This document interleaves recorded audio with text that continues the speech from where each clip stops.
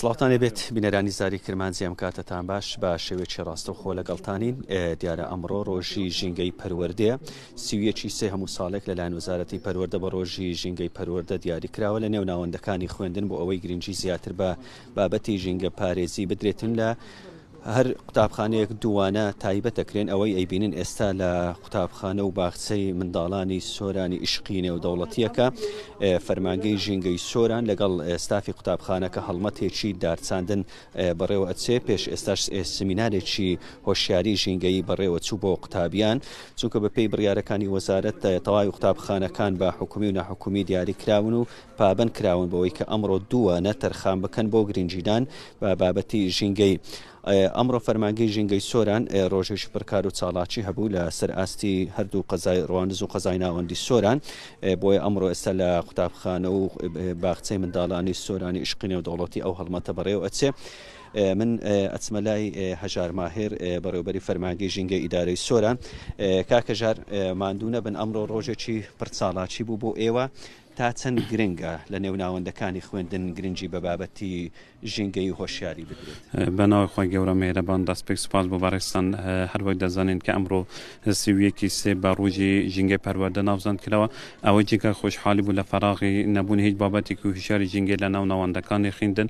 ئەوە هەبوو زۆر بەکەمی بۆ ئێستا وەزارەتی پەروەردە حکوومەتی کوردستان ڕۆژی سوێکی هەر مانگ سوێکی ئاداری کردوتە بە ڕۆژی پەروەردەی ژینگەی.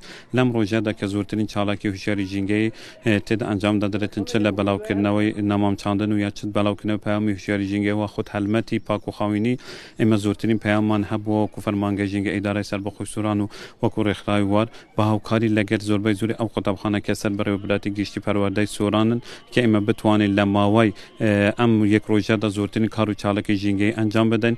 هەروەها ئێمە بتوانین زۆرترین پەیامی هۆشیاریمان هەبیتن، چ لە ڕووی سمیناری ژینگەی، چ لە ڕووی هەلمەتی نەمامچاندن، چونکە ئیدارەی سۆران ڕێژەی سەوزای زۆر کەمە لە قوتابخانەکانی ئێمە ڕێژەی سەوزای زۆر کەمە.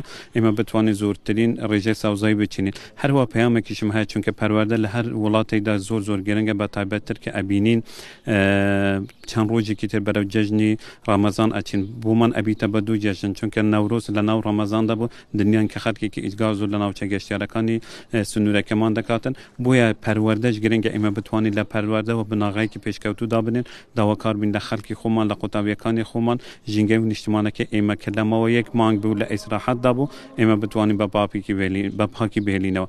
بۆیە ئەمە ڕەنگە ئەمڕۆ شەشەمین قوتابخانە بیتن کە بەیانی لە قەزای سۆران و لە قەزای ڕواندز لە قوتابخانە عشقی نمونەی کە ئەمڕۆ نەمام ئەچینی لە کۆمەلگای پەروەردەی کورد و لە قوتابخانەی دوواناوەندی نێرگیزی کچان لە قەزای ڕواندز، هەروە لە قوتابخانەی کەناری و چەندان قوتابخانەی تر و لە پاشنیوڕانیش هەر بەردەوام دەبین، چونکە ئەرکی ئێمە وەکو فەرمانگەی ژینگە ڕەنگە پاراستن و چاودێریکردن دەبیتن، بەڵام هاوکاری قوتابخانەکان دەبین، هاوکاری لانە پەروەردەکانی تر ئەبین کە ئێمە بتوانین ژینگەیەکی جوان بۆ نیشتیمانەکەمان فراهەم بکەین، بە تایبەتر کە بەرە وەرزی بەهار و وەرزی بوژانەوەی سروش و جوانی سروش دەچێت. هیوادارم هەمومان هاوکار و هەماهەنگ یەکتر بین و سوپاسێکی تایبەتیش بۆ دەستگای زاری کرمانجی کە تاکەکەنال بوو لەگەڵ ئێمە هاوکار و هەماهەنگ بوو کە بتوانین زۆرترین پەیامی هوشیاری ئێمە بگەینێتن و ئێمەش هاوکاریان نەبین و هاوکاری قوتابخانەکان و هاوکاری لانە پەیوەنددارەکان نەبین. دنیاش بن بەهات نەکایەوەی فەرمانگەی ژینگە ئیدارەی سەربەخۆی سووران. ژینگە لە ئیدارەی سەربەخۆی سووران ئەچیتە قۆناغێکی تر، چونکە بە گوێرەی ئەو راپۆرتێکە لە نەتوەی گرتوەکان هەیە دەبیتن هەر شارێک و هەر قوتابخانەیەک و هەر شوێنێک ڕۆژی ژینگەی خۆ هەبیتن لە یەکەم کۆبوونەوەی ئەنجومەنی پاراستن و دەستەی پاراستن و چاکردنی ژینگە ئیدارەی سەربەخۆی سووران تەنیا ئیدارەی سۆرانمەوە کە ڕۆژی ژینگەی تایبەت بەخۆی هەبیتن. ئەوە کە لیژنەکە پێک هاتووە بە ئفتتاحکردنی فەرمانگەی ژینگە ئیدارەی سەربەخۆی سووران کۆبوونەوەکەی دەستەی پاراستن و چاکردنی ژینگە کە لە نوێنەری 14 وەزارەت و دەستە پێک دێتن. ڕۆژی ژینگە ئیدارەی سەربەخۆی سووران دیاری دەکەین لە پاڕ ڕۆژی جیهانی ژینگە و ڕۆژی ژینگەی کوردستان و ڕۆژەکانی تر، و پێمان خۆشە هەر قوتابخانەکانیش بتوانن ڕۆژی ژینگەی خۆیان دیاری بکەن، چونکە ئەمە لە پێر و پروگرامی نەتەوەی گرتوەکان هاتووە کە هەر قوتابخانەیەک و شارێک و گوندێک دەبێت ڕۆژێکی تایبەت بە خۆیان هەبیت. کاکەژار وەکو بەڕێوەبەری فەرمانگەی ژینگە ئیدارەی سۆران بەڵێ بینەرانی بەڕێز ئێستا هەڵمەتی دارچانەکە لە قوتابخانە و بە قچەی منداڵانی سۆرانی عشقی نێودەوڵەتی بەڕێوەچێ من لەگەڵ مامۆستا ناوپۆشتە هەشیاری دەدەری بەڕێوەبەری قوتابخانە قسە بکەم. مامۆستا سڵاوتان لێبێت، تا چەند گرنگە کە وەزارەت ئەو ڕۆژەی دیاری کردووە لە پاڵ ئەو ڕۆژە ساڵا چی ژینگەی پێویست بێت لە ناو قوتابخانەکان بەڕێوە بچێت؟ سەرەتا بەخێر بێن، زۆر سپاس لەو ئامادەبووتان. تەمان وەکو دیارە سیوێکی سێ وەزارەت پەروەردە ئەم ڕۆژی دیاری کردێ بە ڕۆژی ژینگەی پەروەردە. تەمان ئێمە زۆر بە گرنگە زانین بەڕاستی چونکە ژینگە ڕۆژێک نییە، یعنی دەمە بەردەوام ژینگەی خۆمان پارێزین، بەردەوام قوتابیان ئاگادارەکەینەوە کەوا گرنگی بە ژینگە بدەن، هەم لە ناو قوتابخانە هەم لە دەروی قوتابخانە، چونکە وەکو دیارە لایەن ئیسلامیش گرنگەشی زۆری پێدرایە زەخت کرایتەوە.